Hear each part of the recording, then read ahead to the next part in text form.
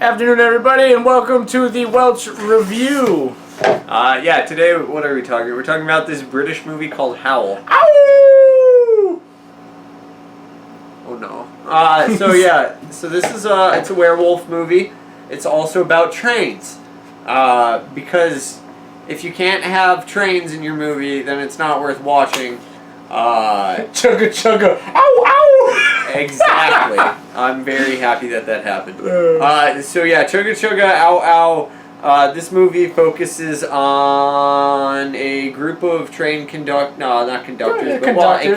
and some train workers, and all the people who are stuck on the train. And basically what happens is it's rolling down the tracks, and then there's like this big power outage thing that just like hits a whole bunch of trains, and they get stuck in They hit forest. a deer. Do they? Oh yeah, they hit a deer and it breaks their gas line. Never mind. And then, which causes the power outage. So you're absolutely correct. Yeah. What happens is somehow a deer is either runs on the track because it's running away from something, or it's purposely placed on the track. It's not exactly clear which thing happens, but there is some hinting that it was purposeful though, because something similar had happened in those same woods. Oh, right. I think probably like 20 years before. You find that out later in the movie, so spoiler for you. But so anyhow, the train hits the deer, and all the power goes out. The gas line is knocked out of place, so they're essentially stranded there, right in the middle of the woods. But before we get into all of that, who's in the movie, Stefan? So while you're sitting on the edge of your seats, in this film you have Elliot Cohen, Rosie Day, Calvin A. Dean, Sam Gittins, Brett Goldstein, Phelim Kelly, Shauna McDonald, Anya Marson, and Sean Pertwee. Sean Pertwee? Yeah, Sean Pertwee was in a very famous werewolf movie called Dog Soldiers. Oh, okay. And he also plays Alfred on... Is that the old man? No. He plays Alfred, like Batman's Alfred in the show Gotham. Yeah. So, he's the old dude in the show. In the show Gotham. Yeah. Well, I mean, in this one too, he's the old guy. He's the conductor. He's the conductor? Yeah, he's the guy who, he dies first.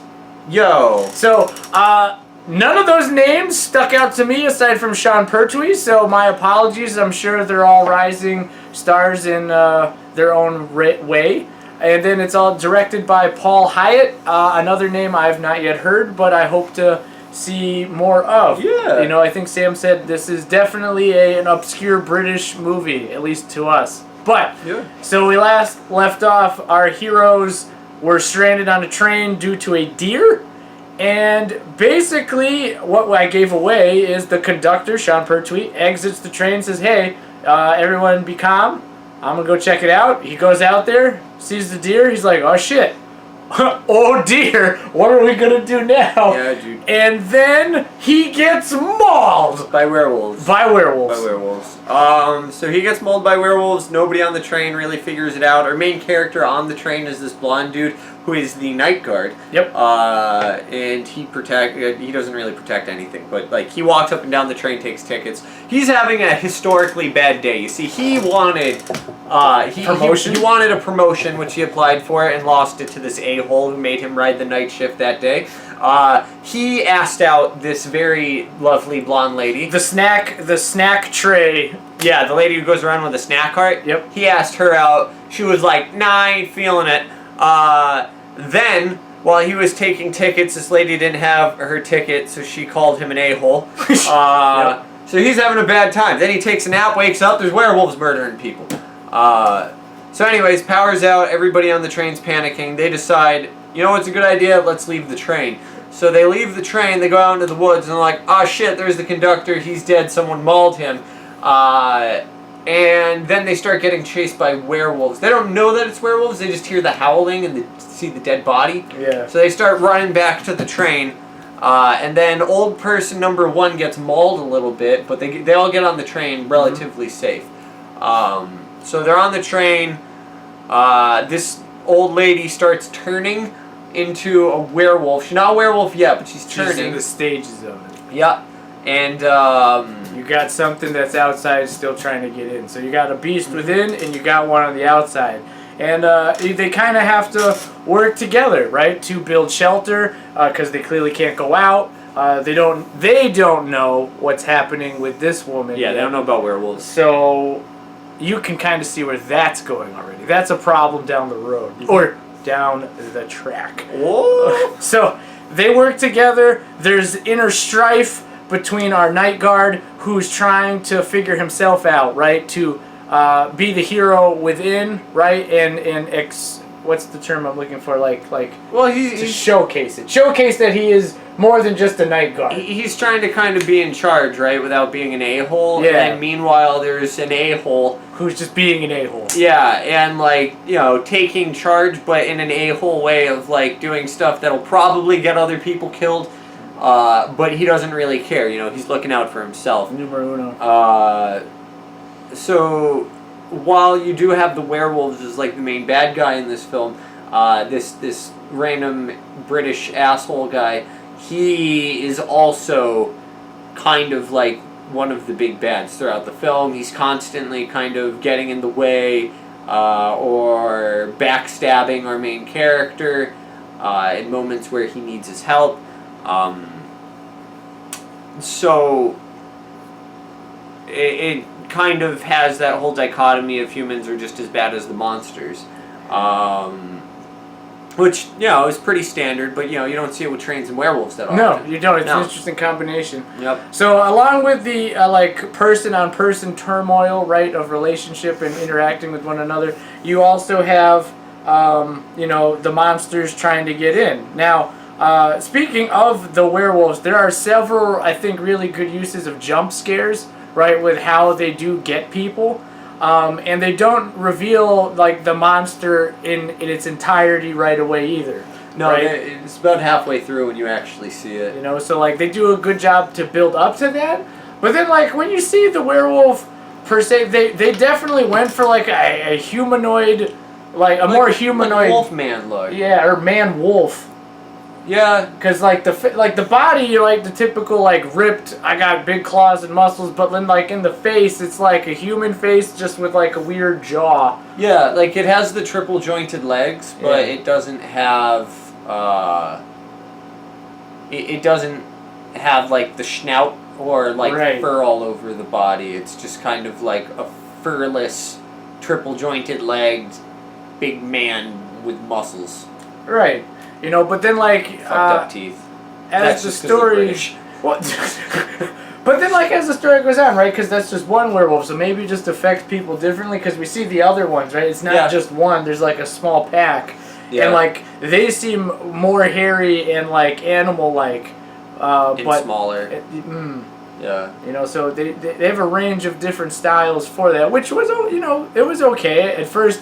I thought, what if this is dumb? But it wasn't that bad. No, I didn't think that the movie was dumb at all. I thought that it was well done. They didn't overestimate their capabilities. A lot of movies, especially big name movies, do this thing where they're all right, so we could crank it up to 10, or we could try to crank it up to 12. And when they crank it up to 12, they go too far and they can't. The dial only goes to 11.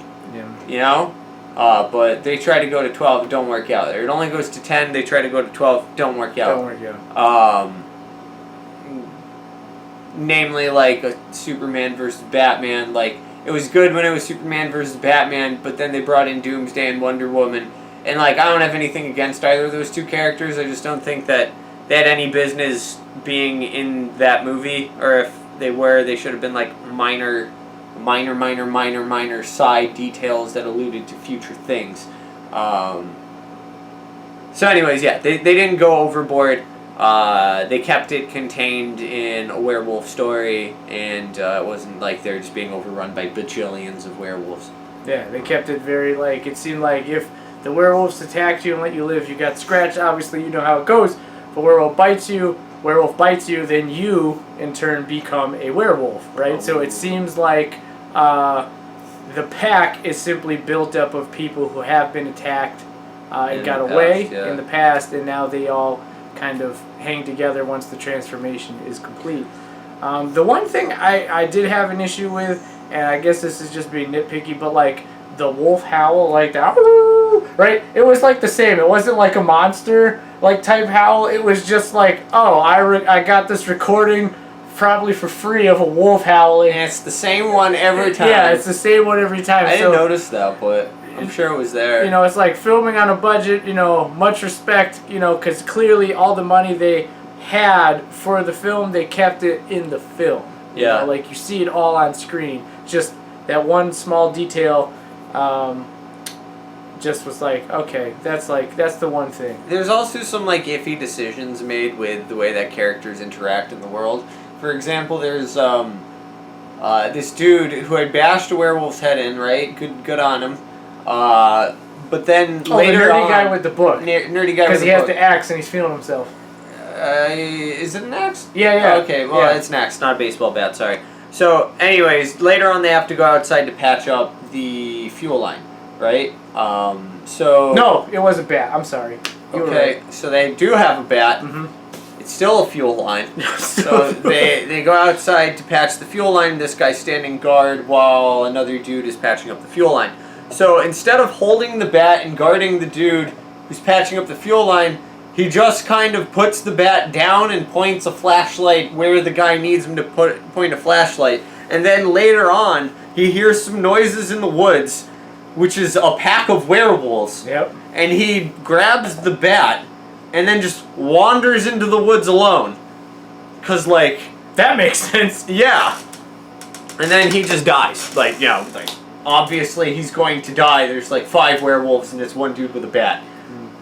Yeah. He was up too high on his high horse. They do things like that. There's other instances where the guy who is patching up the fuel line, when he dies, it's also fairly stupid. You know, I don't want to give away too many spoilers, but how he dies is kind of agitating.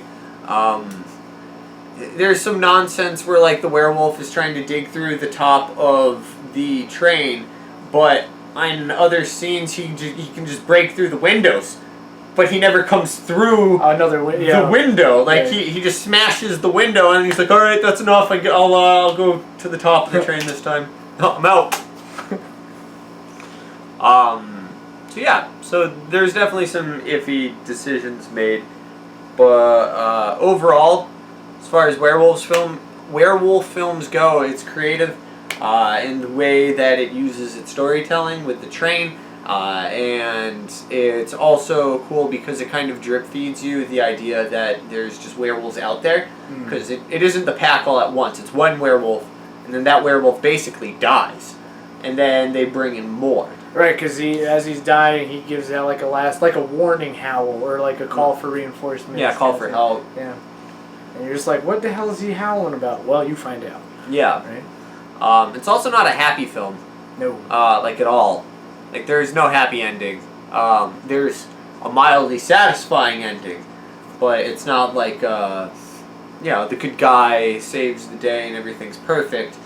It's not. But you'll see if you watch it. Definitely worth it.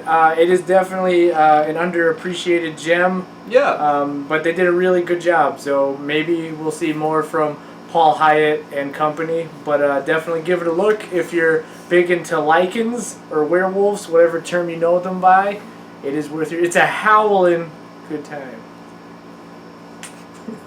Until next time, this has been the Welch Review. Bye, guys. Stay gold.